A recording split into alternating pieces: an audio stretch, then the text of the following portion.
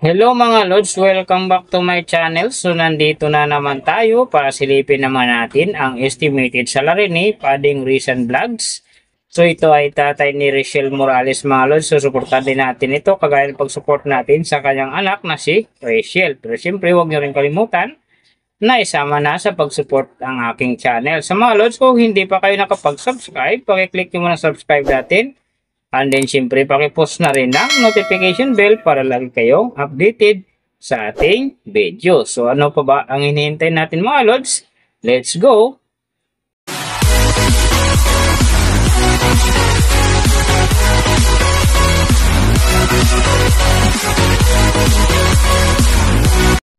Sa mga Lods, si Pading Recent ay mayroon ng upload videos ngayon na 37. And then, mayroon na rin siyang subscriber na 22.2k. So, may video views naman siya ngayon na 972,945. And then, yung kanyang country is PH. So, yung channel type naman niya mga Lods naka-blank pa. And then, yung account niya, ginawa ito noong February 16, 2024. So, doon naman sa kanyang total grade, nakakuha siya ng letter B. And then sa kanyang social blade rank naman, nasa 459,694.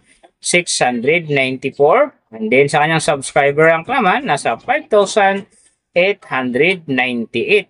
So doon naman sa kanyang video views rank, nasa 3,544,777. And then sa kanyang country rank naman, nasa 1,736. So, doon naman sa kanyang channel type rank, same pa rin mga Lods naka-blank pa. So, nakita na natin yung kanyang ranking. Silipin naman natin yung kanyang last 30 days na subscriber. So, nakakuha siya dito ng 4.4k. So, ang hindi maganda dito mga Lods kasi ang kanyang percentage bumaba ng 72.4%. So, ibig sabihin, bumaba ang pasok ng kanyang subscriber ngayon kung i-compare natin sa nakaraan niyang buwan. So, doon naman sa kanyang views mga Lods in the last 30 days, nakakuha naman siya ng 523.419k views. So, ito ang maganda mga Lods kasi ang kanyang percentage naman dito ay umangat ng 20.3%. So, ibig sabihin maganda naman ang pasok ng kanyang views kung i-compare natin sa nakaraan niyang buwan. So, alam na this kung anong gagawin natin mga Richelle fanatic dyan. Share na natin sa ating mga newsfeed. And then sa ating mga friends para gumanda ulit yung pasok ng kanyang subscriber at saka siyempre yung kanyang views. So nakita na natin yung kanyang ranking, last 30 days subscriber, and then yung kanyang views. Silipin naman natin yung kanyang daily summary from subscriber, views, and then yung kanyang earning. So sa kanyang subscriber mga Lods, may mga araw akong nakita rito ng mga nag 300, mayroong 100 at saka 200. So noong April 6, nakakuha siya ng 200. And then, pagdating ng April 7 hanggang 10, nakakuha siya ng 100 bawat araw. So, pagdating naman ng April 12, nakakuha siya ng 300 hanggang April 13. Nakakuha siya ng 300 yan bawat araw. So, pagdating naman dito ng April 15, nakakuha siya ng 100 ulit. And then, pagdating ng April 17, nakakuha na naman siya ng 100. Kaya ang kanyang subscriber ngayon nasa 22.2,000. So, doon naman sa kanyang views, mga Lods, yung magaganda rito. April 5, nakakuha siya ng 19,000. And then, pagdating naman dito ng April 8, nakakuha siya ng 22,000. So, pagdating naman ng April 13, nakakuha siya ng 43,000. So, yan ang medyo magandang views na nakuha niya, mga Lods. Pero sinasabi ko maganda nga kinalabasan dyan kasi ang kanyang percentage umangat ng 20.3%. So, doon naman sa kanyang earning, mga Lods, tingnan natin dito yung April 10. So, sa kanyang low estimated, nakakuha siya ng 4 US dollars. And then, sa kanyang high estimated naman, nakakuha siya ng 60 US dollars. So, ang mga yan naman mga Lods, daily summary lang, mas maganda kung silipin natin yung naka-round off na from daily, weekly, and monthly para malaman na natin kung magkano na ngayon ang estimated salary ni Pading Recent Vlogs dito sa YouTube. So, unahin natin yung kanyang daily average. So, sa daily subscriber, nakakuha siya ng 147. And then, sa kanyang views naman, nakakuha siya ng 17,448. So, doon naman sa kanyang daily low estimated ng kanyang earning, nakakuha siya ng 4 US dollars. So, times natin sa 55. mayroon siyang 220. And then sa kanyang daily high estimated naman ng kanyang earning, nakakuha siya ng $70. So times natin sa 55, mayroon siyang 3,850. So yan mga lods ang kanyang daily average. So pupunta naman tayo sa kanyang weekly average.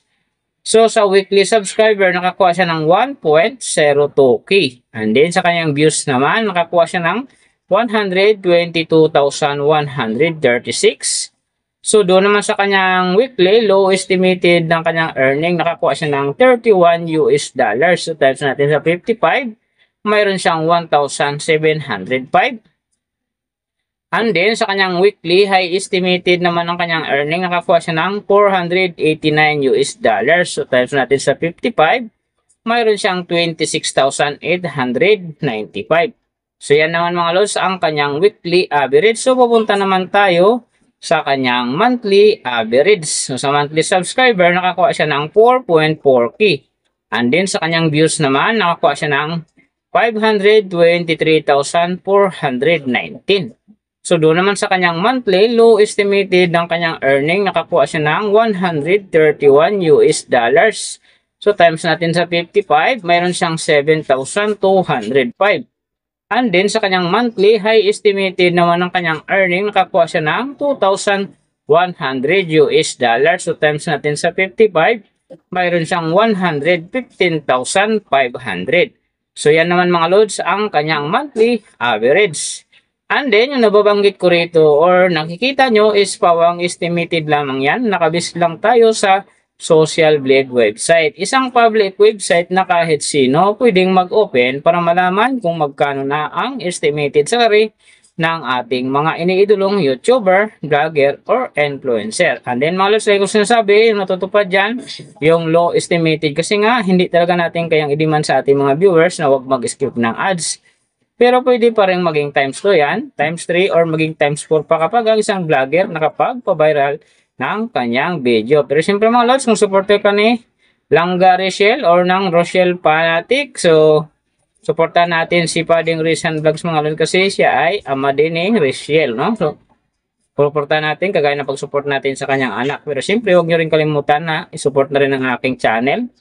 So mga lods, kung hindi pa kayo nakapag-subscribe, pakiclick nyo muna subscribe natin, and then siyempre pakipost na rin ng notification bell para lagi kayong updated sa ating video.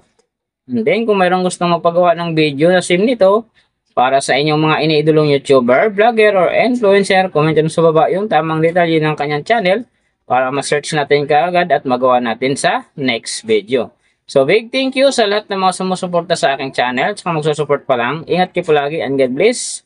At sana gabayan kayo palagi ng Panginoon sa ginagawa nyo araw-araw. At syempre, magtagumpay din kayo sa inyong mga pangarap. So hanggang dito na lang.